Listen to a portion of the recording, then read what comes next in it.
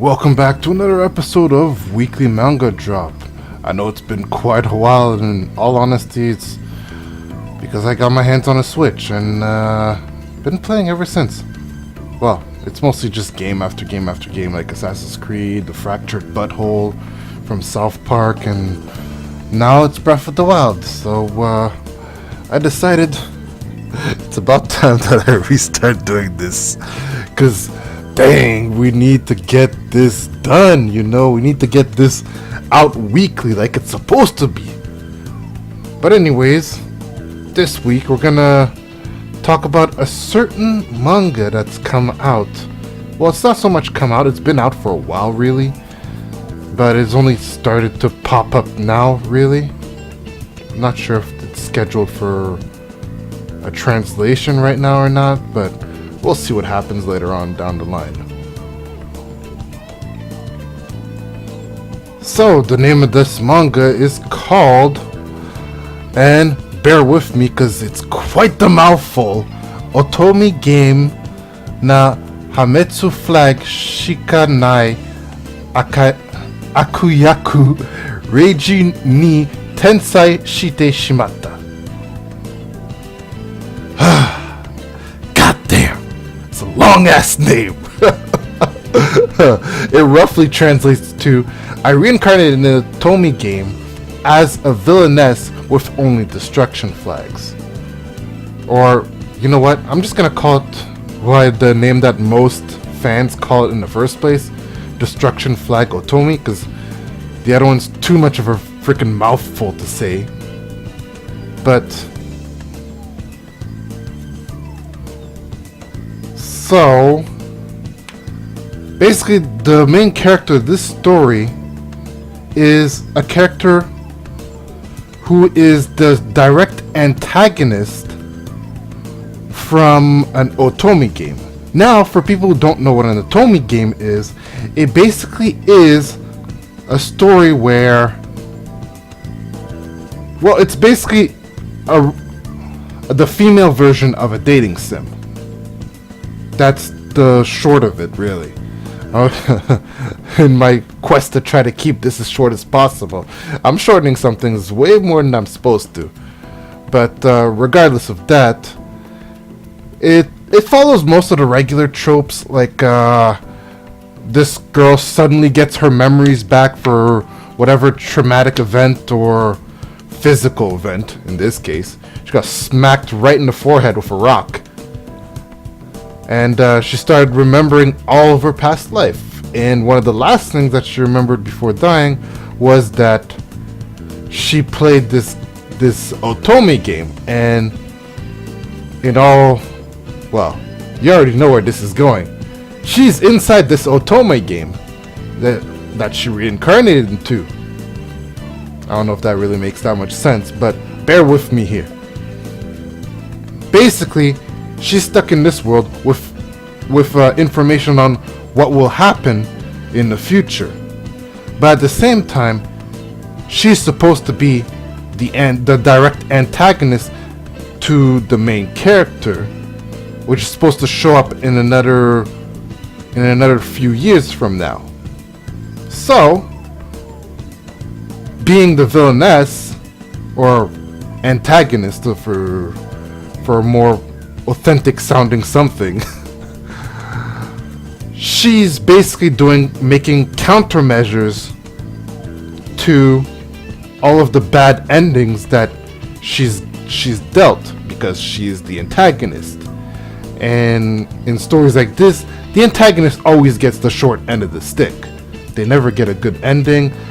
You either end up, most of her options are getting exiled or being straight up killed by the main character's love interest.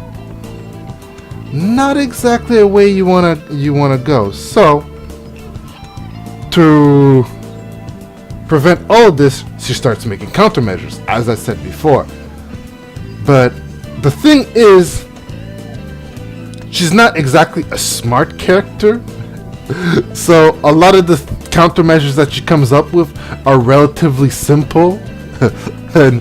And so she ends up gaining the nickname Bakarina, which is a very prominent name, especially in the light novels, which, believe it or not, is one of the first light novels I actually read, or I guess one of the first ones I ever finished, because all the other ones are still kind of going on, and there are in no way, there's no end in sight for those ones, and a lot of the time I just gave up. It was, what am I going to do? 300 chapters? This is way too much. Leave me alone. But this was good. I loved this one, as it kind of just broke all the norms, because a lot of the time it's always a character gets reincarnated into a game world or something, or reincarnated into one of these Otome games, but it usually ends up being the main character. So they just keep going through. It's always nice to see the opposite side of things. When you end up on the opposite side, it's great because it's more unique. Well, at the time it was. I read this back in like 2014 or so. So, yeah. The manga only just recently started coming out, like earlier this year, I believe. Oh, and unfortunately, since the book is so new, there's not too much information out on it. As in, I won't have too many like distinctive pictures, and most of the pictures I'll be using to showcase most of this manga will be ripped out of the light novel. But the art style is very similar, so it's fine. We let it slide. It's cool. Y'all cool with that? Well, it doesn't really matter if you're not cool with it. But anyways, I really recommend that you read this because, well, for me it's mostly just a big nostalgia trip.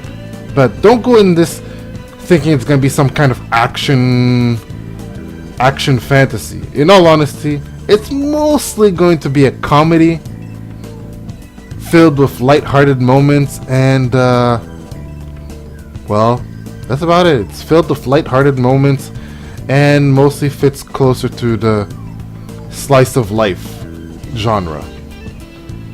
But anyways, this is all I got to say about Destruction Flag Otome.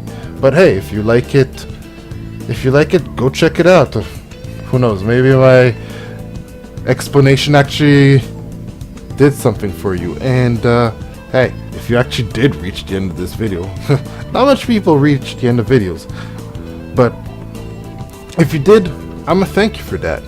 And thanks for watching.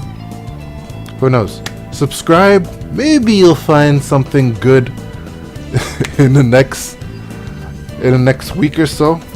Who knows.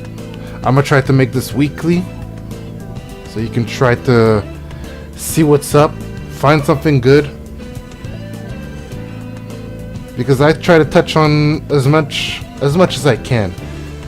I've even touched on certain things that I don't really like all that much as well, a few episodes back. But anyways, doesn't mean it's not interesting, but look at me just rambling on. Well, thank you for watching, and have a good night.